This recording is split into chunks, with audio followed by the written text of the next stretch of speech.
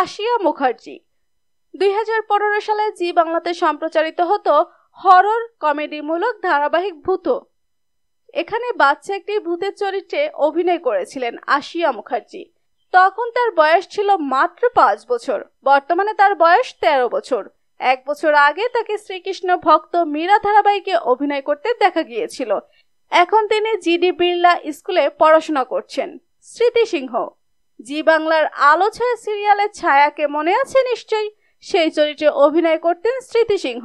বকুল কথা ধারাবাহিকে অভিনয় করে তার অভিনয় জীবন শুরু হয়। এরপর তিনি আলো ছায়া ধারাবাহিকে সুযোগ পান। এখন তার বয়স 11 বছর। তিনি কলকাতার একটি নামী স্কুলে 6ষ্ঠ শ্রেণীতে পড়াশোনা করছেন। হিয়া দে পটল কুমার গানওয়ালা খ্যাত এই অভিনেত্রীরও দারুণ জনপ্রিয়তা রয়েছে বাংলা টেলিভিশন ইন্ডাস্ট্রিতে। ছোট্ট পটল চরিত্রে অভিনয় করত হিয়া দে। তিনি পরবর্তী দিনে আলো ছায়া এবং ফেলনা সিরিয়ালে অভিনয় করেন। একটি সিনেমাও করেছেন হিয়া। এখন তিনি জিডি বিড়লা স্কুলে ক্লাস 8-এ পড়েন। সেই সঙ্গে সোশ্যাল মিডিয়াতেও তিনি খুব অ্যাক্টিভ থাকেন। কৃতিকা চক্রবর্তী রাখি বন্ধন সিরিয়ালের ছোট্ট মিষ্টি মেয়ে রাখিও তার অভিনয় গুণে দর্শকদের থেকে অনেক ভালোবাসা পেয়েছিল।